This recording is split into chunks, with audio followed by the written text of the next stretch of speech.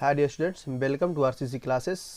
आज हम लोग लेके आए हैं ए लेटर टू गॉड का पहला पार्ट हम लोगों ने अपलोड कर दिया था। अब उसके बाद हम लोग पढ़ेंगे यहाँ पे सेकेंड पार्ट में देखते हैं। आइए स्टार्ट करते हैं। A plague of locusts would have left more than this, the hail has left nothing this year, we will have no corn. अब देखिए, इसके पहले हम लोग पढ़ चुके थे कि इस प्रकार से लेंचो का फसल पूरी तरीके से बर्बाद हो गया था। और जब तूफान चला गया तो उसके बाद से लेंचो जो था अपने अपने बच्चों से क्या कहता है कि plug of locusts would have left more than this, the hail has left nothing.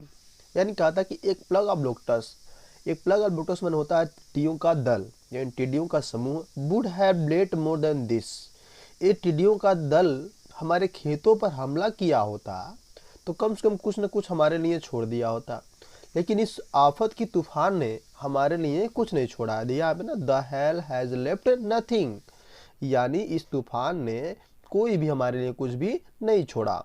This year we will have no corn, इस वर्ष, दिस ईयर दिया है ना, इस वर्ष we will have no corn, इस वर्ष हम लोगों के पास कोई भी फसल नहीं होंगे।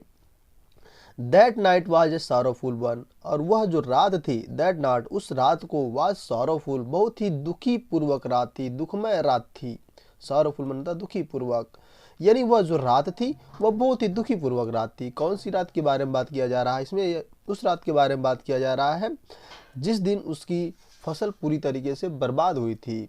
तो वह उस रात जो थी, वह रात जो थी लेंचो के लिए बहुत ही दुखमयी रात थी। All our work for nothing, और वह कहता है कि ऑल आवर वर्क, हम लोगों ने जो सारा कार्य किया था, फॉर नथिंग, कुछ भी नहीं मिला, उसके बदले में कुछ भी नहीं मिला। There is no one who can help us, और यहाँ पे कोई है भी नहीं जो हमारी मदद कर सके। देयर इज नो, यहाँ पे कोई नहीं है, वन, कोई भी यहाँ पे नहीं है, हु कैन हेल्प अस, जो हु यहाँ पे जो दिया है, यहाँ पे कौन से मतलब है, यानी जो से मतलब है, कैन हेल्प अस, यानी यहाँ पे कोई नहीं है जो हमारी यहाँ पे मदद कर सके। We will all go hungry this year, हम लोग इस वर्ष भूखे ही रह जाएंगे। But in the hearts of all who lived in that solitary house in the middle of the valley, there was a single hope, help from God. But in the hearts, लेकिन उसके हृदय में था, of all who lived in the solitary house. Solitary house मतलब होता है अकेला घर, यानी अकेले घर का मतलब यह है कि उस पूरी घाटी में केवल लेंचो का घर ही वहां पे स्थित था। तो ये बता रहा है कि but in the hearts of all who lived in the solitary house in the middle of the valley, उस पूरी घाटी के बीच में केवल एक ही घर स्थित था। There was a single hope, और वहां पे कोई मदद करने वाला नहीं था। वही कह रहा है कि there was a single hope, केवल उसकी मदद कोई कर सकता था, केवल एक ही उम्मीद थी, हेल्प फ्रॉम गॉड, कि वो भगवान से मदद, यानी भगवान से सहायता वह प्राप्त कर सके। यानी कहने तात्पर्य ये है, बता रहा है कि but in the hearts of all who lived in that solitary house in the middle of the valley, there was a single hope, help from God. यानी वो कहा था कि इस पूरी घाटी में यहाँ पे कोई घर भी नहीं है, तेरा सॉलिटरी हाउस केवल मेरा ही घर है, और यहाँ पे कोई भी हमारी सहायता करने वाला नहीं है। और वह सोच रहा है कि there was a single hope, केवल एक ही उसकी उम्मीद थी, हेल्प फ्रॉम गॉड, कि भगवान उसकी सहायता कर दें। Do not be so upset, यानी डोंट बी सो अपसेट ऐसे कर सकते हैं, या do not be so upset ऐसे भी पढ़ सकते हैं। Do not be so upset, उदास मत हो, यानी दिया उदास मत हो, बी मन होता हो, होना होता है, अपसेट मन होता उदास, उदास मत हो। Even though this seem like a total loss, remember no one dies of hunger. यानी even though this seems like a total loss, यानी कहता है कि उदास मत हो, भले से ही पूरी तरीके से हम लोगों का बर्बाद जो फसल है वो बर्बाद हो चुका है, भले से, लेकिन उदास नहीं होना है। रिमेंबर, याद रखो, no one dies of hunger, कोई भी भूख से नहीं मरता है। There no one dies of hunger, कोई भी भूख से नहीं मरता है।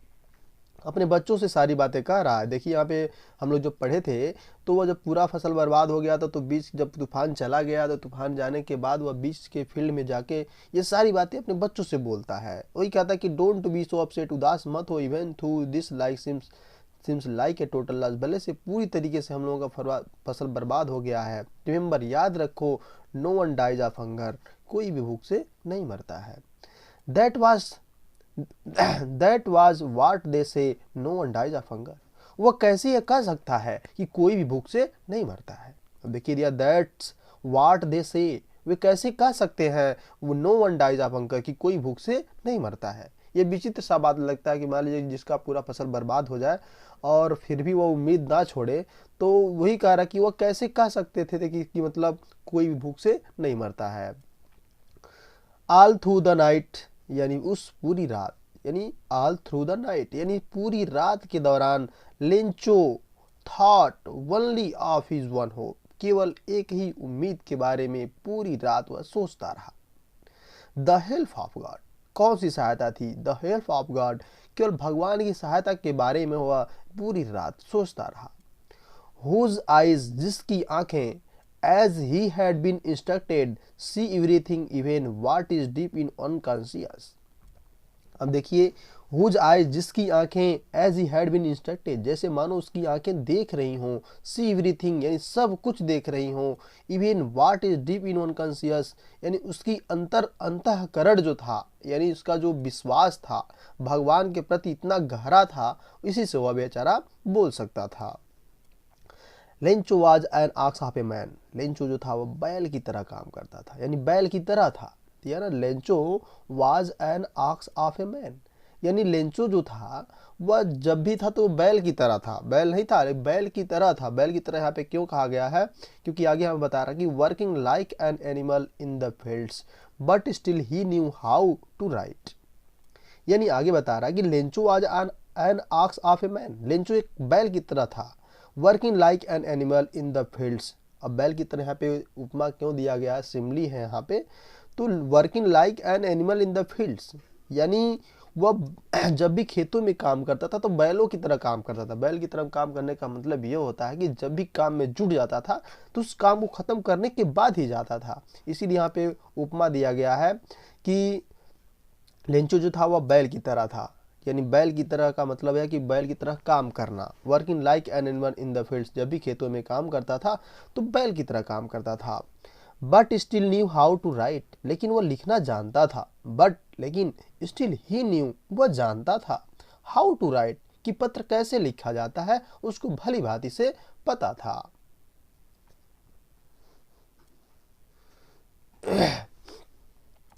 The following Sunday at daybreak, अब अगले रविवार को, the following Sunday at daybreak यानी जब सुबह हो चली थी, उस सुबह के दौरान, डे ब्रेक माने होता है तड़के की सुबह, यानी जब सुबह होती है, यानी अगले रविवार को सुबह के दौरान, ही बिगेन टू राइट, वह पत्र लिखने लगा, which he himself would carry to town and place in the mail, यानी अगली सुबह हुई और अगली सुबह को वह पत्र लिखना प्रारंभ कर दिया। He began to write letter, वह पत्र लिखना प्रारंभ कर दिया। Which he himself would carry to town and place in the mail, जो अपने साथ में लेके गया, and place in the mail, और उसे मेल बॉक्स में ले आके डाल दिया। It was nothing less than a letter to God, यानी इट वॉज नथिंग, वह बेचारा कुछ कर भी नहीं सकता था, less than a letter to God, यानी भगवान के पत्र लिखने के अलावा वो कुछ कर भी नहीं सकता था। ठीक है, इसीलिए उसने भगवान के लिए पत्र लिखा। ऐसा क्यों विवश हो गया? क्योंकि वहां पे उस घाटी में कोई भी उसकी सहायता करने वाला नहीं था और उसका भगवान के प्रति अटूट विश्वास था। उसने क्या लिखा देखिए, गॉड, ही रोट, उसने सबसे पहले लिखा भगवान, गॉड ने भगवान, ही रोट, उसने लिखा, और आगे लिखता है, if you do not help me, यदि आप मेरी सहायता नहीं करोगे, if you do not help me, यदि आप मेरी सहायता नहीं करोगे, माई फैमिली, मेरा परिवार, एंड और आई विल गो हंग्री, मैं भूखा ही रह जाऊंगा। दिया है कि लिखता है कि if you do not help me, यदि आप मेरी सहायता नहीं करते हो, my family and I will go hungry this year, यदि आप मेरी सहायता नहीं करते हो तो मैं और मेरा पूरा परिवार इस साल भूखा ही रह जाएगा। आई नीड ए 100 पिसोस, मुझे 100 पिसोस की आवश्यकता है। उसने लिखा, आगे लिखता है कि आई नीड ए 100 पिसोस, मुझे 100 पिसोस की आवश्यकता है, in order to sow my field again and to live until the crop comes। और वह लिखता है कि मुझे 100 पीसोस की आवश्यकता है। अब 100 पीसोस की आवश्यकता क्यों है, यहाँ पे बता भी रहा है कि in order to sow my field again, यानी ताकि मैं दोबारा अपना फसल लगा सकूं, एंड टू लिव और जीवित रह सकूं अंटिल द क्रॉप कम्स, जब तक फसल नहीं आते हैं, जब तक फसल हमारा तैयार नहीं होता है, तब तक जीविका को चलाने के लिए मुझे 100 पीसोस की आवश्यकता है। उसने ऐसा पत्र में लिखा। और आगे लिखता है कि बिकॉज द हेल स्टॉर्म, यानी बिकॉज द हेल स्टॉर्म का मतलब यह है कि जो फसल से, जो यहाँ पे कारण बता रहा है कि जो हमारा तूफान आया था, तूफान के चलते मेरा फसल क्या था, पूरी तरीके से बर्बाद हो गया था। Because the hell storm. अब देखिए एक क्वेश्चन बहुत इंपॉर्टेंट है कि लेंचो ने पत्र में क्या लिखा। तो लेंचो ने पत्र में क्या लिखा, यही आप लिख सकते हैं कि यदि आप मेरी सहायता नहीं करते हो तो मैं और मेरा पूरा परिवार इस साल भूखा ही रह जाएगा। और यहाँ पे पूछता है कि लेंचो ने 100 पीसेस क्यों मांगे, तो यहाँ पे लेंचो ने 100 पीसेस इसलिए मांगे क्योंकि दिया ना, I need a 100 pesos to in order to sow my field again and to live until the crop comes. ये इसका आंसर हो जाएगा कि ताकि वह पैसा इसलिए मांगता था कि ताकि अपना पूरा फसल जो है पुनः उगा सके और जब तक फसल नहीं आते हैं तब तक अपनी जीविका को चला सके। आगे लिखता है कि बिकॉज द हेल स्टॉर्म, यानी क्योंकि जो हेलस्टॉर्म ने, जो तूफान आया था, जो ओले पड़े थे, उसके द्वारा मेरे फसल जो थे पूरी तरीके से बर्बाद हो चुके थे। आगे लिखता है ही रोट, उसने लिखा to God on the envelope, लिफाफे के ऊपरी हिस्से पर उसने लिखा कि टू गॉड यानी भगवान के लिए, ऑन द इनवेलप यानी लिफाफे के ऊपर, but put the letter inside and still troubled, यानी पुट द लेटर इनसाइड, पत्र को बगल में रखा, एंड स्टिल ट्रबल्ड और परेशान होते हुए, ट्रबल मन होता है परेशान होते हुए, बेंट टू टाउन नगर की तरफ चल पड़ा। एट द पोस्ट ऑफिस, यानी उस पोस्ट ऑफिस पे जहां पे उसे अपने लेटर को देना था, he placed a stamp on the letter and dropped into the mail box. He placed a stamp, उसने स्टैम्प लगाया, ऑन द लेटर, स्टम्प यानी लेटर, जब भी कोई पत्र लिखता है तो वहाँ पे स्टम्प पेपर लगता है, उस पर कुछ लगाया जाता है, मुहर टाइप का लगाया जाता है। तो ये कह रहा है कि he placed a stamp on the letter and dropped into the mail box, dropped मन होता है छोड़ देना, इनटू द मेल बॉक्स पत्र पेटिका, मेल बॉक्स मन होता है पत्र पेटिका, उसने उसे ले आके पत्र पेटिका में डाल दिया।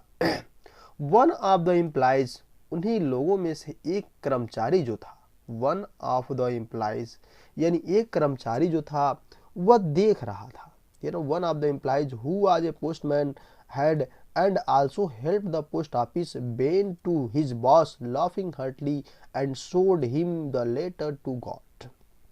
अभी आप देखिए थोड़ा सा लंबा लाइन है, थोड़ा सा आराम से पढ़ेंगे।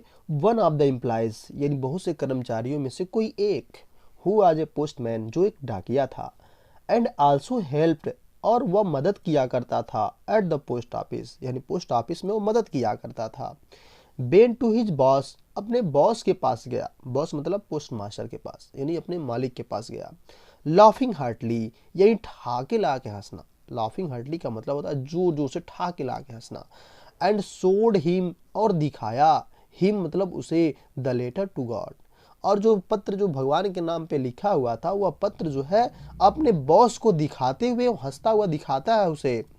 अब क्यों हंसता है यहाँ पे बता रहा है, never in his career as a postman had he known that address, never in his career अपने पूरे कैरियर में जब तक उसने नौकरी किया था, वही बता रहा है कि never in his career as a postman had he known that address, यानी अपने पूरे कैरियर में या जितना उसने नौकरी किया था, अपने पोस्टमैन के दौरान जितना भी नौकरी किया था, had he known that address उसने कभी इस तरह का एड्रेस नहीं देखा था।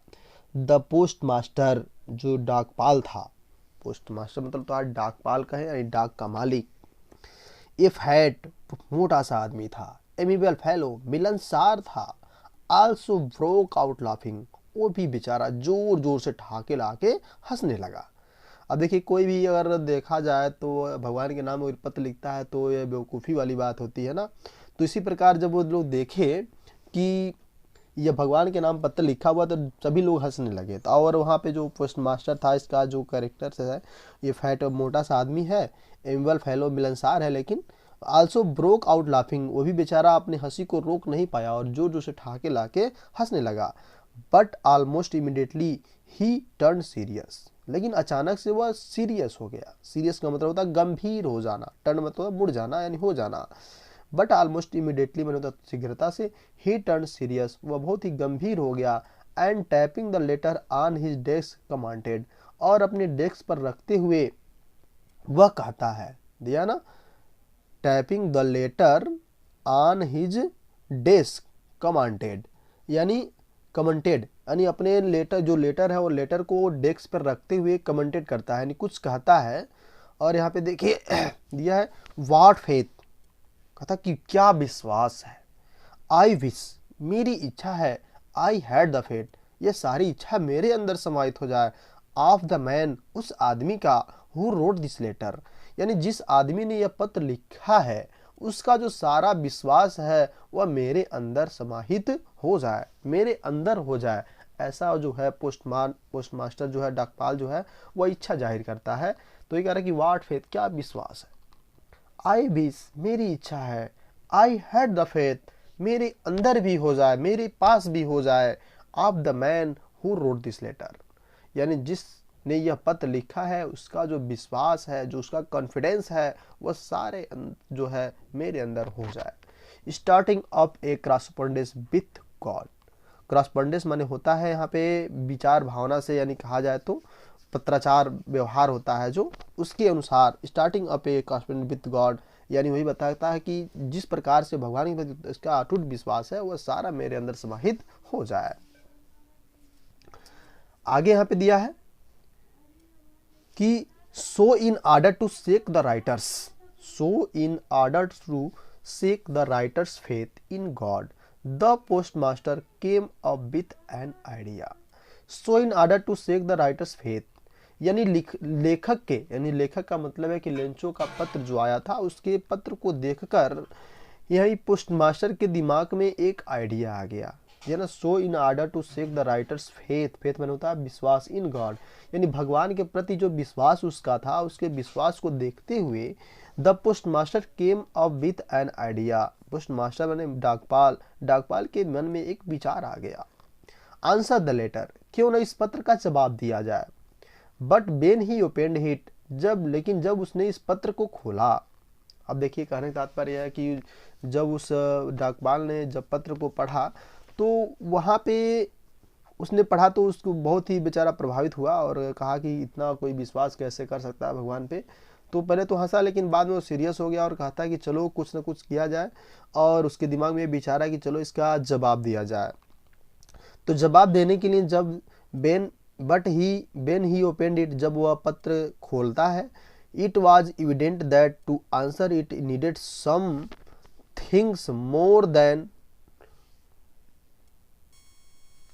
लेकिन जब वो पत्र को खोलता है तो देखता है कि it was evident that to answer it needed some things more than goodwill, यानी जो पत्र को देखता है तो ये देखता है कि उसमें केवल पत्र लिखना ही नहीं है, जवाब ही नहीं देना, उसमें कुछ और वस्तुओं की आवश्यकता है। गुडविल मन होता है वस्तुएं, यानी कुछ ऐसी वस्तुएं जिससे आवश्यकता है। इंक एंड पेपर, यानी पेपर और स्याही के अलावा ऐसी उसमें और सी चीज़ें लिखी हुई थी जिसको वहाँ पे मुहैया कराना एक आसान काम नहीं था। But he stuck to his relation, लेकिन वह अपने इस विचार में अटक सा गया। अटक सा जाने का मतलब है कि जब अब पत्र, मान लीजिए पत्र का जवाब तो कोई भी पेपर और कलम के द्वारा, इंक के द्वारा दे सकता है, लेकिन जब वो पत्र में देखा कि उसमें कुछ और लिखा हुआ है, यानी कुछ और उसे चाहिए, इसलिए वो बेचारा क्या था कि कुछ पल के लिए वो अटक गया। He asked for money from his employees, उसने अपने कर्मचारियों से पैसे मांगे। अब देखिए उसके दिमाग में आया कि भाई चलो अब तो हमने कह दिया कि जवाब इसका दिया जाएगा, तो उसने क्या किया, he asked money from his employees, उसने अपने कर्मचारियों से पैसे मांगे। He himself give part of his salary and several friends of his were obliged to give something for an act of charity। अब देखिए यहाँ पे जब भी आप लोग पढ़े तो किसमें मीनिंग जो है आप लोग याद करते रहिएगा, और जो मीनिंग ना आए तो कमेंट बॉक्स में जरूर बताइए कि इसका सर या नहीं समझ में आया, फिर से आपको समझाने की हम कोशिश करेंगे। और अभी तक चैनल सब्सक्राइब नहीं किया तो चैनल को सब्सक्राइब कर लें और अंत तक वीडियो देखेंगे तो निश्चित रूप से आपको समझ में आएगा, जिससे क्या होगा कि आपको बहुत ही आसान होने वाला है। He himself gave a part of his salary, और अपने कर्मचारियों से उसने पैसे मांगे, और he himself gave part of his salary, और अपने सैलरी का एक सा भाग उसने खुद, अपने भाग जो भी वो कमाता था उसमें से हिस्सा जो था उसने उसमें चैरिटी के रूप में दिया।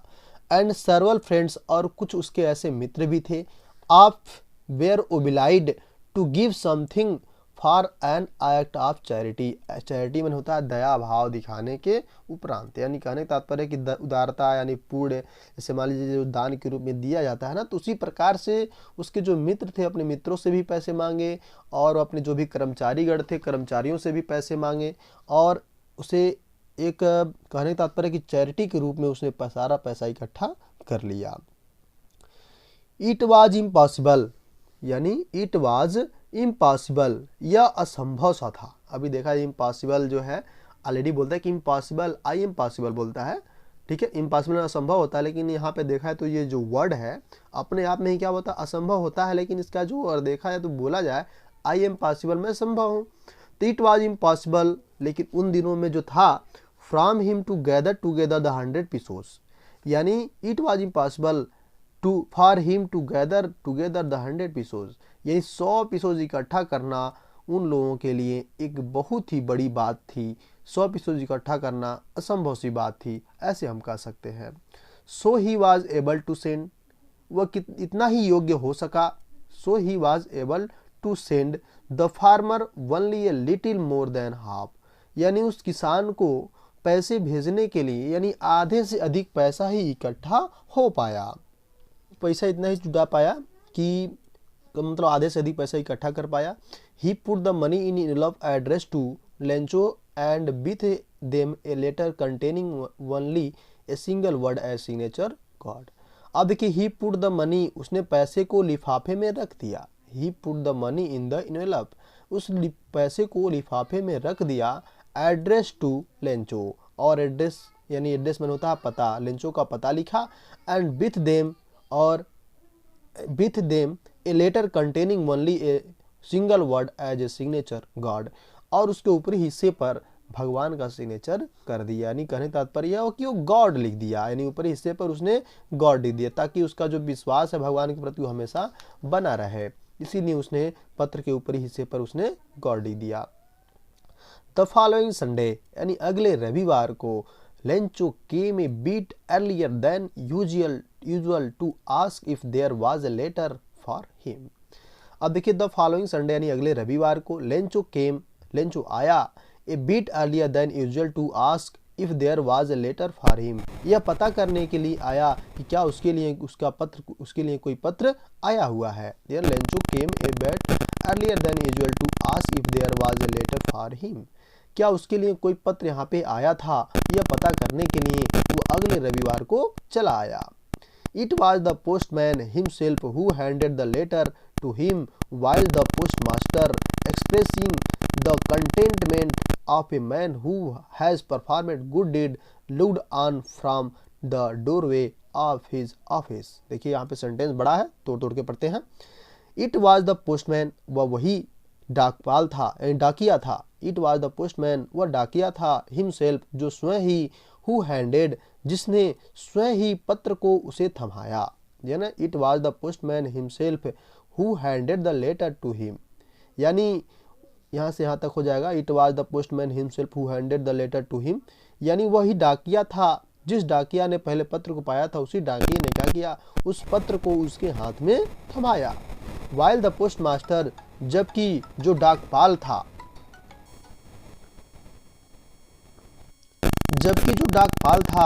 Experiencing of contentment of a man who has performed good deed, looked on from the doorway of his office, और जब भी जो डाकपाल जो था अपने कमरे के दरवाजे से, डोरवे ऑफ दिस ऑफिस यानी अपने जहाँ पे वो बैठा था, जो पोस्टमास्टर जहाँ पे बैठा था, वो सारी चीज़ें था अपने दरवाजे से, वह डोरवे से सारी चीज़ें वह देख रहा था।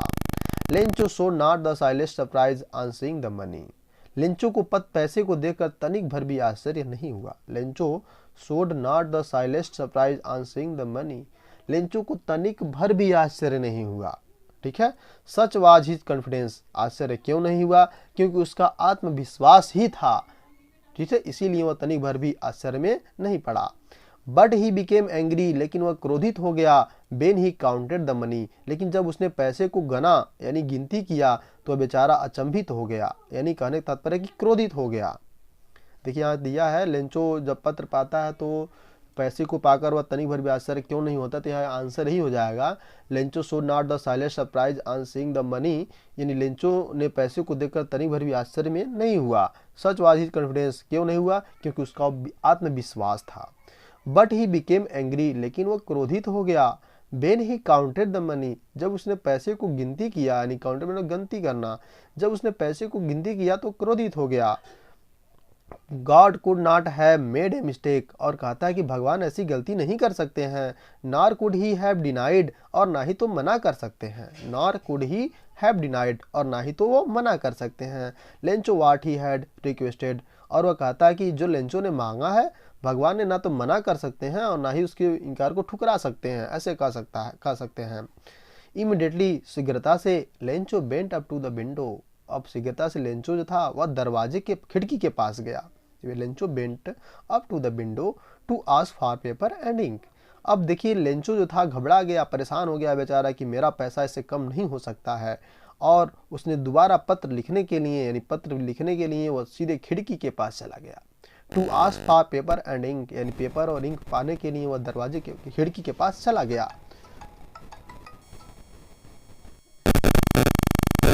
On the public writing table, और जहाँ पे लोग बैठ के अपना लिखा करते थे, ही स्टार्टेड टू राइट, वो उसने लिखना प्रारंभ कर दिया।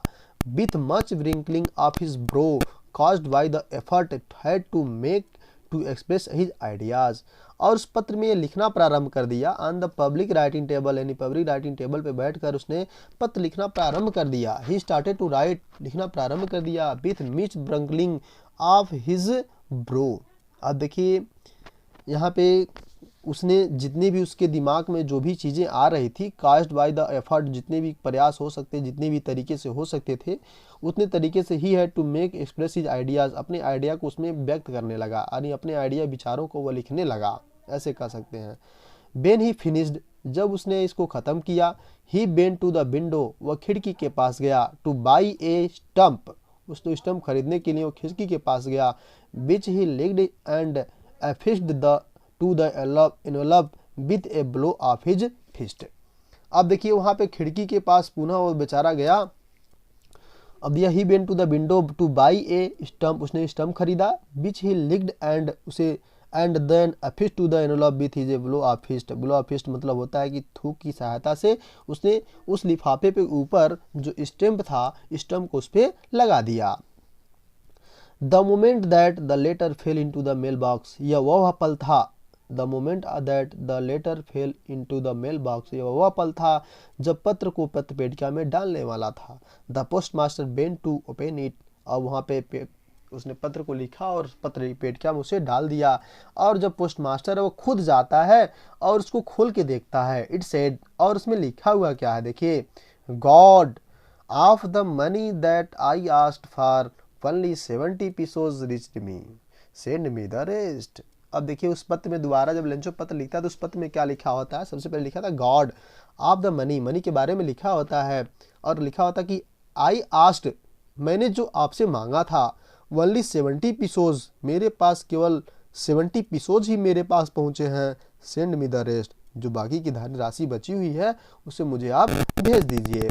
Since I need it very much, क्योंकि इसकी आवश्यकता मुझे बहुत ज़रूरी है, यानी और पूरे पैसे भेज देंगे, नहीं पूरे पैसों की मुझे बहुत ही आवश्यकता है। तो वही कह रहा है कि send me the rest, rest मन होता है शेष राशि, जो शेष राशि बची हुई उसे आप भेज दीजिए। Since I had it very much, क्योंकि उसे मुझे उन पैसों की बहुत ही आवश्यकता है। But do not send it to me through the mail, यानी इसे लेकिन आपको मेल के द्वारा नहीं भेजना है। Because the post office employees are a bunch of crooks Lencho. अब उसमें बताता है कि इसे आपको पत्र यानी मेल के द्वारा नहीं भेजना है। जिस प्रकार से मैंने यहाँ पे एक्सप्रेस किया है, आइडिया को एक्सप्रेस किया है, उसके द्वारा आपको भेजना है। बिकॉज द पोस्ट ऑफिस, और ऐसा इसलिए वह कहता है, उसमें लिखा कि because the post office implies, क्योंकि जो कर्मचारी जो गढ़ थे वो बिल्कुल रूप से are a bunch of crooks, क्योंकि वो बेईमान थे। यानी बेईमान, बंच ऑफ क्रूक्स मन होता है बेईमानों का समूह, डिसऑनेस्ट पीपुल कह सकते हैं। और लास्ट में लिखता है लेंचो। अब देखिए इस प्रकार से यहाँ पे देखा जाए तो लेंचो को पैसा मिला, लेकिन वह बेचारा जो था उसको पूरा पैसा नहीं मिला। इसलिए वह कर्मचारी के ऊपर ब्लेम लगाता है और कहता है कि वह जो कर्मचारी लोग हैं, जो पोस्ट ऑफिस के कर्मचारी लोग, जो वो क्या बोलते हैं, बेईमान हैं। अब बेईमान कैसे कह सकता था लेंचो? अब भाई उसको पता नहीं था, इसलिए वो बोल सकता था। उसका भगवान के प्रति विश्वास था कि मुझे पैसा मिलेगा, मेरी भगवान सहायता करेंगे। ठीक है, तो उम्मीद करते हैं कि आपको यह वीडियो पसंद आया होगा, और लाइक और सब्सक्राइब कमेंट जरूर कीजिएगा। फिर मिलेंगे हम अगले वीडियो में, तब तक के लिए आप धन्यवाद। और लाइक और सब्सक्राइब जरूर कीजिएगा। फिर एक बार और विनती करते हैं, सब्सक्राइब शेयर जल्दी करते रहिएगा, अपने फ्रेंडों में बताते रहिए, ताकि सभी के पास यह वीडियो पहुंच सके। धन्यवाद।